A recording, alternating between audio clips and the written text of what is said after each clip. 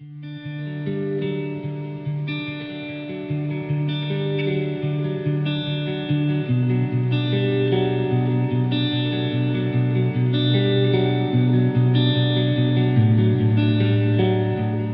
most important aspect of our process is that we are listening to the community because it is not our high school. It belongs to Sherman. As a community, as a school district, as a high school, it's their vision for their future community.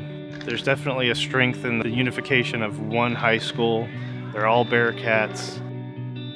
We had to tour a lot of high schools across the state of Texas to really get a sense of what other communities are doing for their high school students. Kind of cherry pick the very best ideas that fit best with Sherman and its culture. And it was really important to see what could be rather than just a new version of what you already have.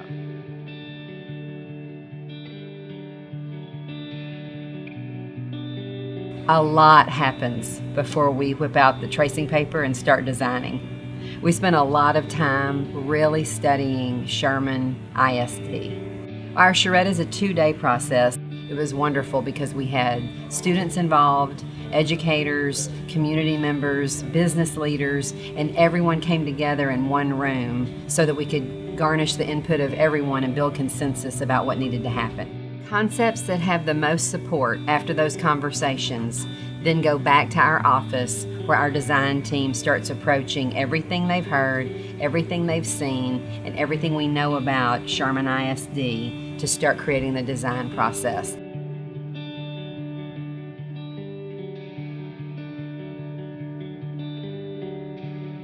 This is the best part of the design process.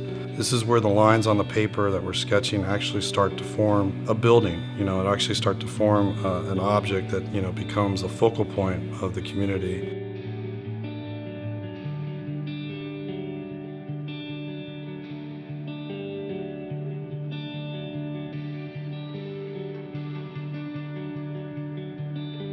For a project of this scale, a high school of 500,000 square feet, one of the most important things to get done at the beginning is a good site organization. How are people going to enter the site?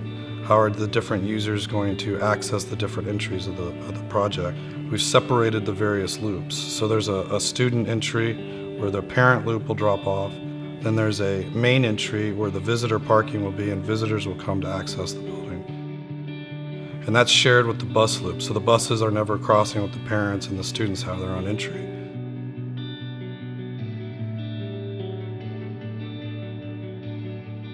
One really unique piece of the design is a pride walk. And for me, it is the constant reminder of the community's input throughout this entire process. The pride walk starts before you ever get to the front door and is going to be a place where students can celebrate athletics, academics. There's so much opportunity in the Pride Walk. The biggest thing that came out of the charrettes was this addressing the intersection of West Moore and West Travis. So the Pride Walk actually originates right out of the intersection, goes through the main entry, through the courtyard, and then connects all the different field sports, competition baseball, competition softball, field house, the indoor practice facility, the JV football, all are connected to the main building via this walk. Pride Walk will serve as a path for students to take to the field after the prep rally. It really is a physical connector for everybody at Sherman to the high school.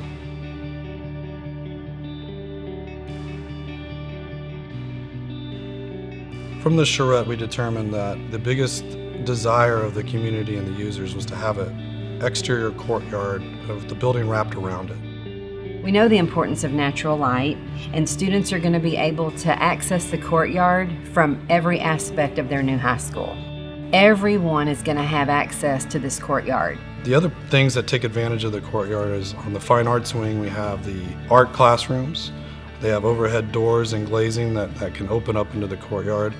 On the other side, the athletics, the weight room takes advantage of this, so there's a lot of glass for the weight room to look out into the courtyard. Students can gather in the courtyard. They can walk through the courtyard to get to the other side of the building. As the students go through the building, transition from different classes, they're always visually connected to this courtyard, and that was a major piece of the design.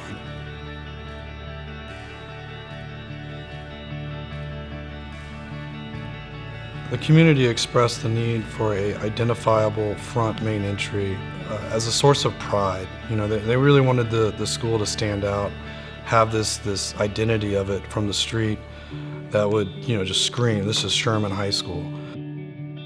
So when we sat down to create this identifiable front door, the idea of using a very traditional element like a tower really makes it easy because there's a hierarchical element to the tower that soars above the rest of the facade.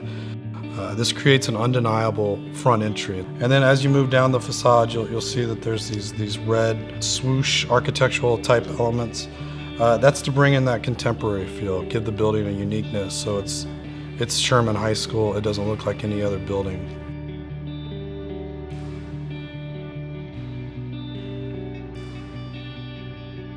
Another part of the charrette was to really dive deep into how the individual classrooms would work. We came out of the charrette with this clear concept that you would have the main hallway, the classrooms, and then the collaboration space would be between the classrooms and the exterior wall. This does a couple things.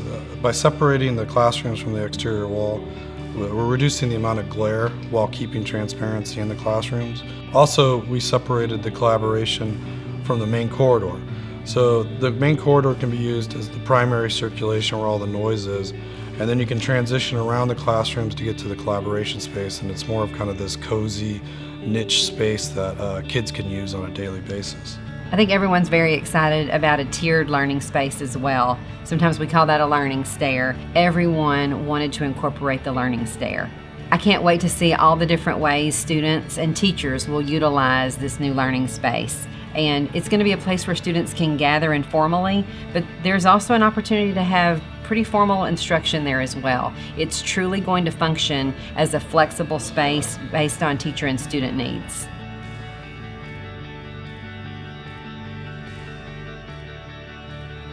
Special education programs were dealt with by integrating them fully within the school. All these rooms are distributed throughout the school. But we did address the needs of certain life skills programs. So Life Skills is on the west side of the building. They have their own drop-off with a canopy that connects them to the building and addresses the fact that they need to be on the first floor.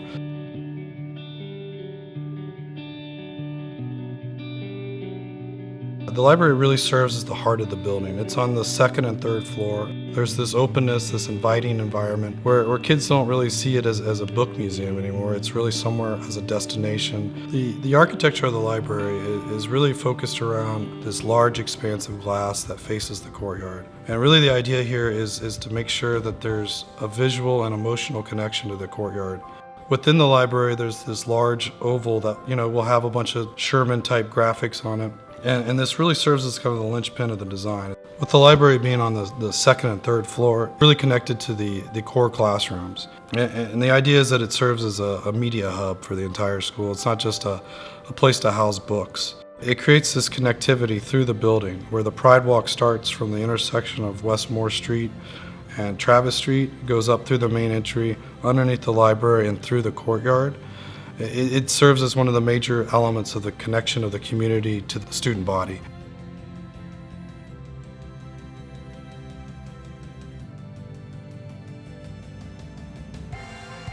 The east wing of the floor plan is the fine arts wing. As we look at the music corridor, all the music programs are off this single corridor. So like orchestra, choir, band in the band hall too, and percussion. They all share the same corridor. Off of the corridor, there's this grouping of practice rooms that's shared among all the different music programs. And as we move up the plan, there's another corridor that we've been calling theater corridor. So this is the back of the stage. That's where the black box and the scene shop will all be located. The stage is a full fly-loft stage with a 800-seat auditorium.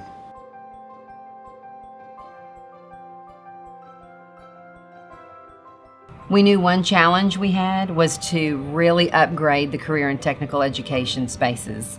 And much research was done in the curriculum and instruction departments to know which programs we should be adding, how do we maximize our partnerships that currently exist, and then what does that mean for space? The smelly, loud, and dirty labs are on the north side. They have a service yard associated with them. And then more of your kind of classroom or computer-based labs are on the south side looking out over the courtyard. So there's a separation between those.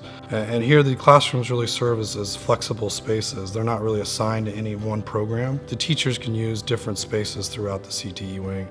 It gives it a very kind of college campus feel, and it's separate from the main high school.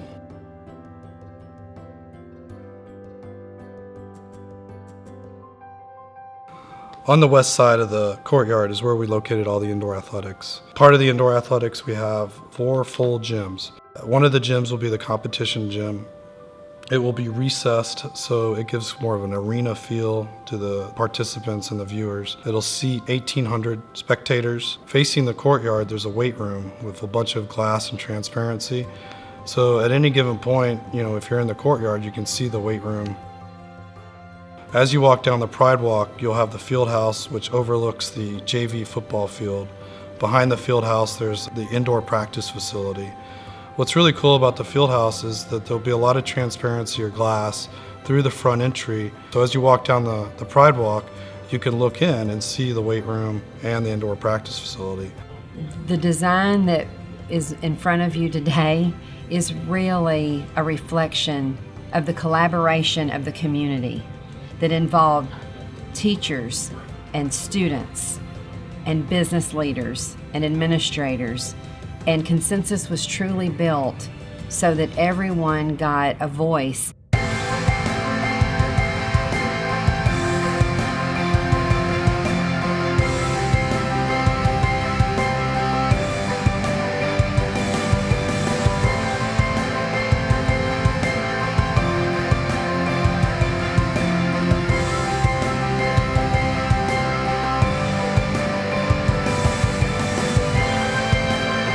You're going to be able to see it driving in from south of town, coming up 75. Look over off in the west and you see the pride of Sherman. It's going to be spectacular.